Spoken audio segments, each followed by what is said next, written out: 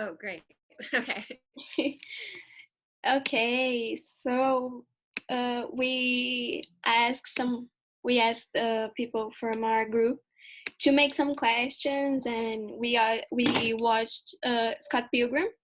As you said, it inspired you on the design and stuff like that. So even before we start the questions, would you like to introduce yourself, say who you are, how old are you, and all stuff like that? Sure, sure.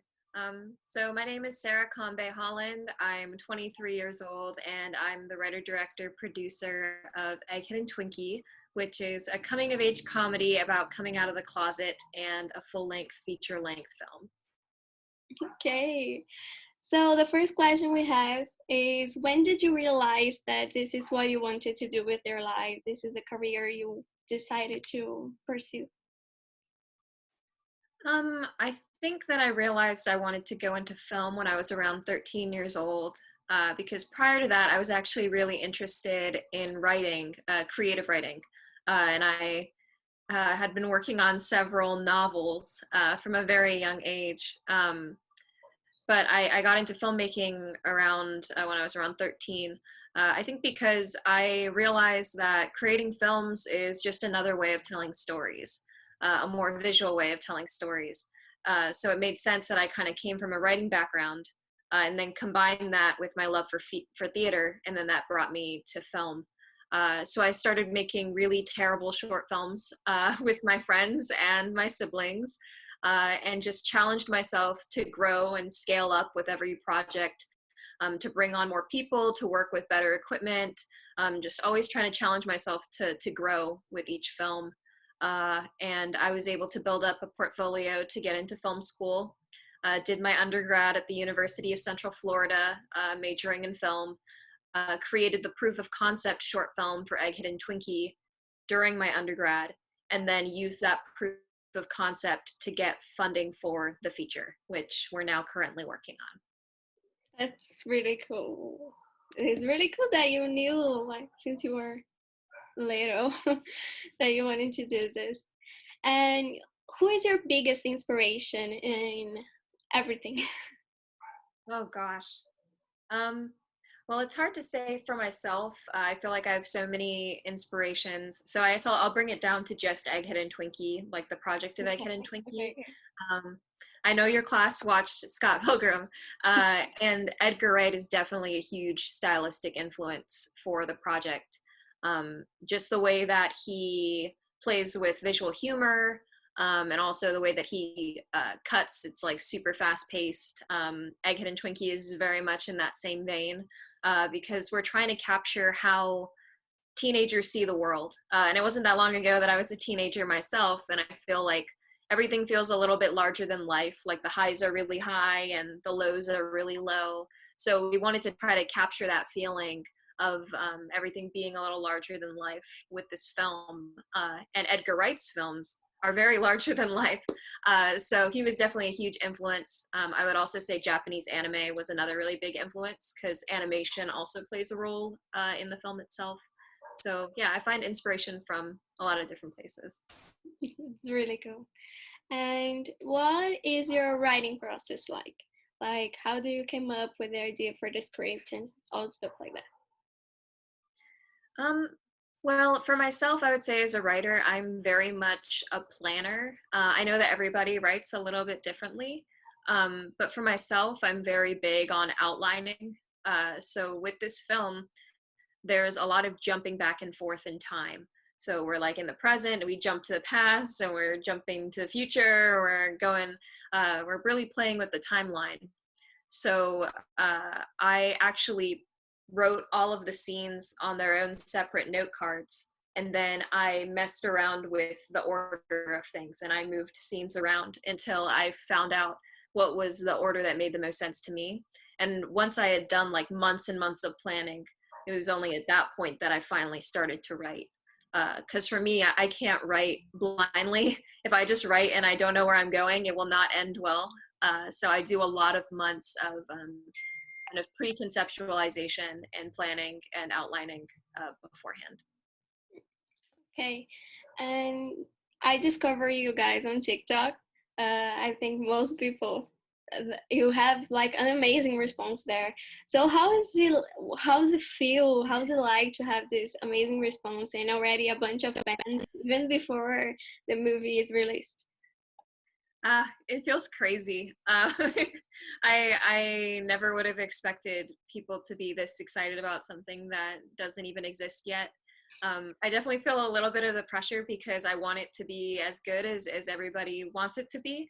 But most of all, I just feel really, really, really lucky that we have an audience already because it's helped us. It's helped us connect with potential collaborators, to bring more people onto the project that can now see the potential in it because other people on TikTok saw the potential in it. So I think I just feel really lucky and excited that we already have an audience of people that are ready to see the film. That's so amazing. Like you have an amazing response, and you were able to connect all the people and have so much support on the fundraising and imagine to the film. So that's really really cool. Thank you. So, what were your inspirations for the film? Oh, okay. Well, the inspirations, I know I kind of touched on Edgar Wright and the stylistic influence of Japanese anime.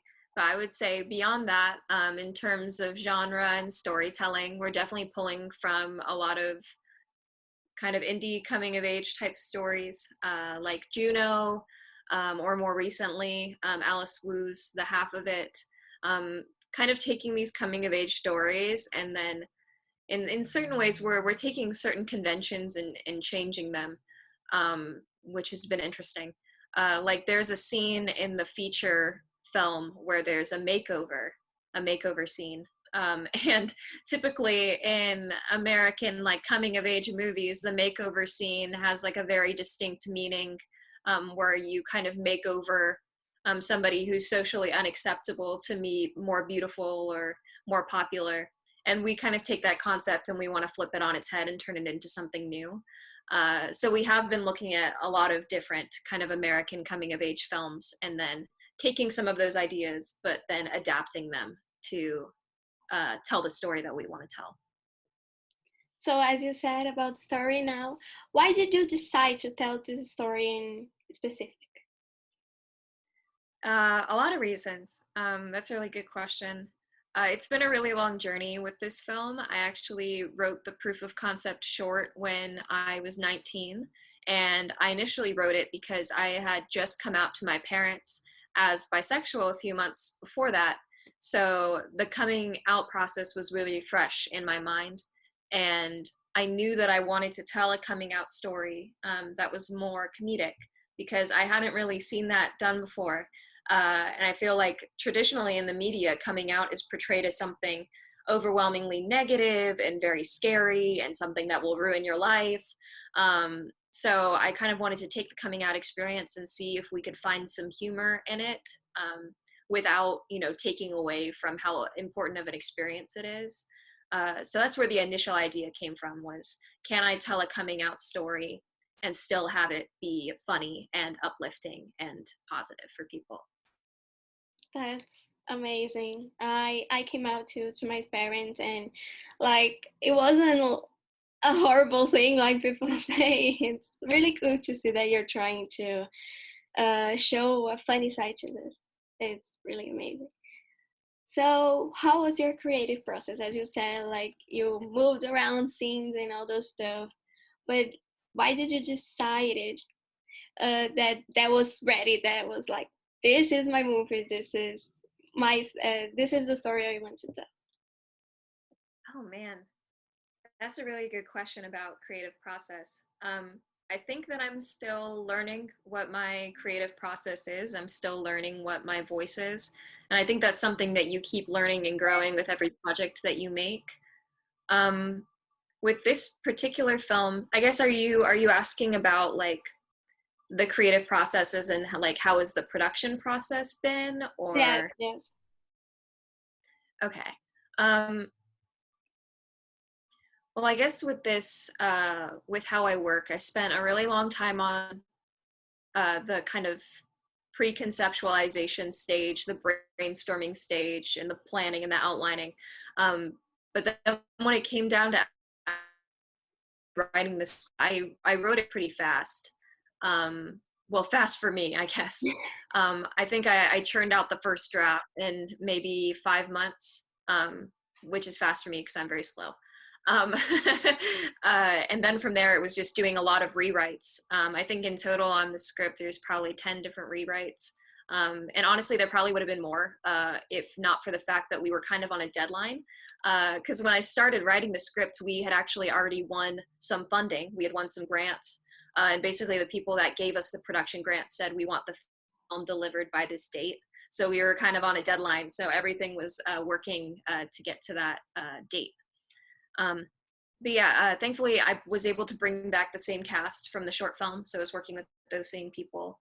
And recently we've been jumping back into rehearsing, which has been amazing. And generally when I work with actors, I really like that to be a collaborative process.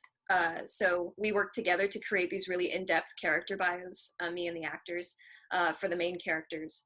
We created like their backstory, their extended family, like all this stuff to fill in the gaps to make them seem like real, multi-layered people. So I love working with my actors. They all have my cell phone number and they text me questions or ideas that they have, because I think as a director, it's so important that it's collaborative and that you're kind of working your actors into that process.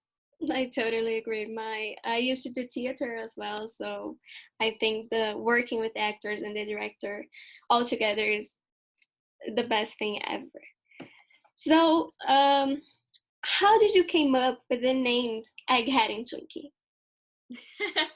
Yeah, that's I get that question a lot. Well, Twinkie's name has a backstory in it that's actually revealed in the feature film. But essentially, she was called a Twinkie by other kids who didn't accept her. So in the US, like if you are an Asian American person who is perceived as being culturally white or like culturally disconnected from your Asian heritage, then people might call you a banana or a Twinkie, which basically means you're yellow on the outside and white on the inside. And generally it's a very negative thing. It'll be used to like make fun of people basically. So Twinkie's backstory is that that word was used against her. And so she decided to instead like take that word and claim it as her own, as like a means of turning the tables on those people and kind of reclaiming that word for herself. So it basically plays into these themes of racial identity that we're tackling with the feature, because we kind of barely touched on it in the short film, but in the feature film, we're hoping to get to talk more about racial identity and where that nickname came from. And then for Egghead, I always saw it as he would want a food-related nickname too if Twinkie had one. And an egghead is a word for someone who is really nerdy, which Egghead is. So yeah, I don't know. That's kind of where the initial idea came from. So, as we're talking about them, how was the process of choosing the actor for each role? Was it difficult? How was everything about that? Oh my gosh. Yeah, it was difficult actually. Because when I found my lead actors, it was for the short film, which was a student project. It was unpaid. So it's just tough, finding quality actors for student projects sometimes. I remember with Twinkie, it was especially hard because I knew that I wanted her to be Asian American or Asian mixed. And our production is based in Florida, and there are not a lot of Asian American actors here. Speaking as one, I'm also an actor and Asian mixed. So like I knew that there weren't very many Asian actors in the area. So we were kind of fighting an uphill battle. But basically, I just wouldn't take no for an answer. I found actors on Facebook. I found them on Instagram. I like cold messaged people. I introduced myself and I asked them to come out and audition. And that's how eventually we got Sabrina, who plays Twinkie. I actually met Sabrina on a different set a couple of months before that, thankfully. And I remembered her from that set. And so I was able to connect with her, and she came in and read, and she was perfect. And that was actually her first ever, I think, lead role in a film. So it was a new experience for her too. But she's been great.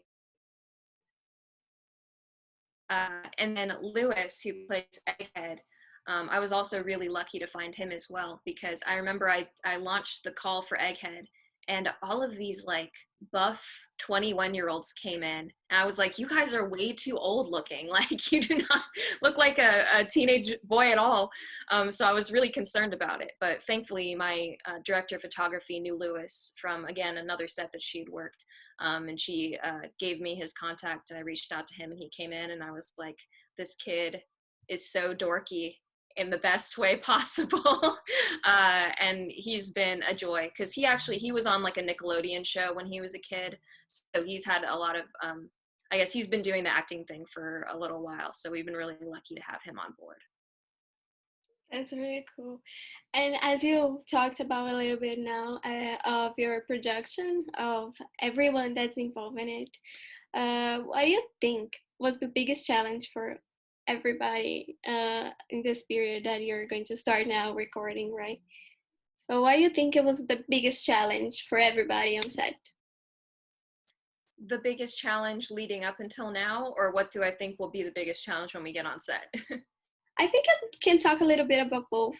I think our group is really interested. We are really, really curious to see what's your process like. I really appreciate that. It's really cool. Yeah, there have been plenty of challenges. I could talk about challenges all day. Sadly. Yeah, there have been a lot of challenges, especially with trying to make this film right now with COVID-19. It's been a massive thing. So I guess I'll talk about the biggest obstacle has been COVID, because initially we were planning to shoot the entire feature in July of 2020. And then the pandemic happened, everyone was quarantined, a lot of the locations that we were going to shoot at, they kind of pulled out because they didn't know what was going on with the virus. So basically we were forced to postpone. And then we were looking to shoot in December, but again, the numbers here in Florida, like, 'cause we're based in Florida, the COVID situation here in Florida has been like really bad at various points. So we had to postpone again the large majority of the shoot after December. And now we're gearing up to finally shoot here in April. So because of that, because we had to postpone twice, we've had to deal with like crew members that were no longer able to do the new dates. We had to find new crew, find new cast, find new locations. It's just constantly been adapting to these postponements. But it looks like we're finally going to shoot now. Thank goodness. At least a break, right? Yeah. Shooting something. And I mean, in some ways it's been really good because we were postponed, we had more time to develop a lot of stuff. And I had the time to go on TikTok. I honestly don't know if I would have had the time to go on TikTok and market the film if not for us being postponed because of the coronavirus, which is just, it's like crazy how things work. So even though there have been plenty of obstacles, that's been like the one really big blessing, was having the time to get on TikTok and find our audience there. So it was something good on everything. Yeah, one really great thing. So I think this is the last question I had for you. So my group is planning to do a short film, as I told you before, I think. Yeah. And what advice would you give us on writing? Because we're planning to do ourselves the script and tell the story. And on finding the actors and directing and everything you have been doing for your film. Wow. Okay, well, first of all, I want to say that's really exciting. Can I ask a few questions about the project first? Sure. Just so I know. How long is it, and when are you guys planning on shooting? So the plans on shooting, we don't have any because our situation of COVID here in Brazil, is really complicated now, especially in São Paulo. That's where we're based. It's really complicated. We're going into like a quarantine, like everybody got shut on their homes for like 10 days now. Wow. So here is not looking better. So we don't have this plan yet. Gotcha. So basically, whenever quarantine kind of eases up, that Yes, process. whenever it takes a step back, we're going to plan everything to shoot and all the things like that. So the length is nothing over like 10 minutes. And we're going to do like a challenge for the people in the group. So it's like a competition. Anyone can write their script, and the best script that we're going to vote together is going to be the film we're going to shoot. Oh, cool. That's awesome. How many of you guys are going to be working on the film? So I believe is like 10 people. Gotcha. Okay, cool. So it'll be kind of a smaller micro crew. You guys will Yes. probably be doing different positions. 10-minute film. So you don't know what the concept is yet, but you will know later. Cool. Yeah. So have you guys written the scripts yet, or are you planning to do that? We are starting now. We're talking to everybody on the group, and how we're going to work, because we're deciding like, is everybody going to write the same genre? Is everybody going to write different genres? And we're going to see. So we're kind of a little bit lost yet. No, that's okay. I mean, it's very early on. So that's helpful to me because I was wondering at what point kind of you were at. So I don't want to give advice that's like not helpful if you're already at that point, you know? But that sounds really exciting. I guess I would say in terms of writing the script, I think when you're an independent filmmaker and you're working with your resources that are available to you and with very little money, I think that you are doing yourself a favor if you write stories that you know you can create with the resources that are available to you. So a lot of the short films that I wrote prior to Egghead and Twinkie were films that, had maybe 2 or 3 characters, were set in one location, starting with something that I knew I had access to. So I would write films that were oriented towards locations that I knew I could get, or, actors that I knew I had relationships with. And then I feel like once you created films like that, then you can challenge yourself to obviously expand upon that.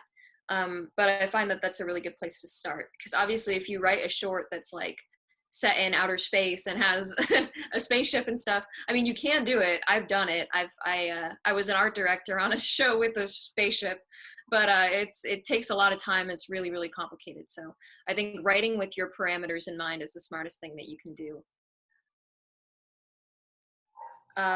In terms of executing it, I think it's important to define the crew roles so that everybody knows who's doing what. And even if, people are wearing multiple caps, so even if it's like, oh, the director is also the producer, or the art director is also the costumer, is also the makeup artist, like that's fine. Everyone can wear multiple caps. But I think it's important to kind of figure out who's doing what, so people aren't stepping on each other's toes, and also so that everybody knows who's taking care of which responsibilities, and everything will get done in a timely manner. So if there are 10 of you, I think that's great, because each of you can kind of be wearing multiple hats, but there's still enough of you that you can like divide up those tasks and nobody's going to get overloaded. So that was like very practical advice, but I hope that helps. For sure. So actually, I have one more question.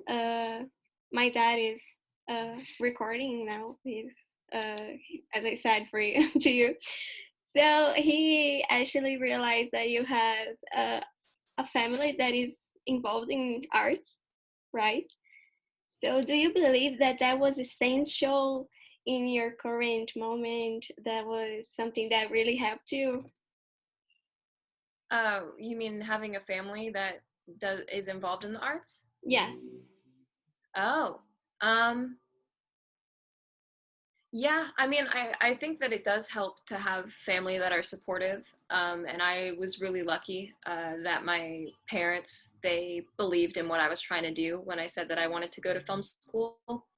I do think it's a hard conversation to have. I think there are a lot of parents that might not be supportive because it's so hard to make a living in this industry. It's really, really difficult. And so many of my friends that have graduated from film school, you know, it's a struggle, especially if you're doing freelance. There's not a lot of stability in the film industry because you're kind of jumping from gig to gig. Uh, but yeah, I would say I was very lucky that my parents were supportive. I think that there are a couple of things that helped with that. I think my parents were supportive because they saw like how much work I was willing to put into it, because at that point when I said I want to go to school and I want to major in film, I had already made films. Even if they were like really small projects, they could see that the initiative was there and that this was something I wanted to do, and it wasn't just like a fleeting thing that I would grow out of or give up on. It was very clearly something that I was willing to put the work into. um, and also it helped that I wanted to go to film school at a university that I got a scholarship to.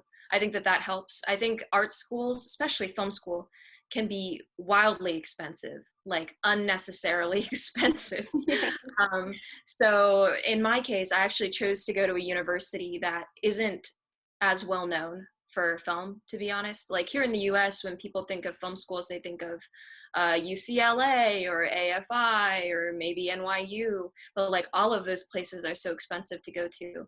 So with my parents, I was like, I want to go to UCF, which is lesser known. It's a public school, and I can get this scholarship to go there.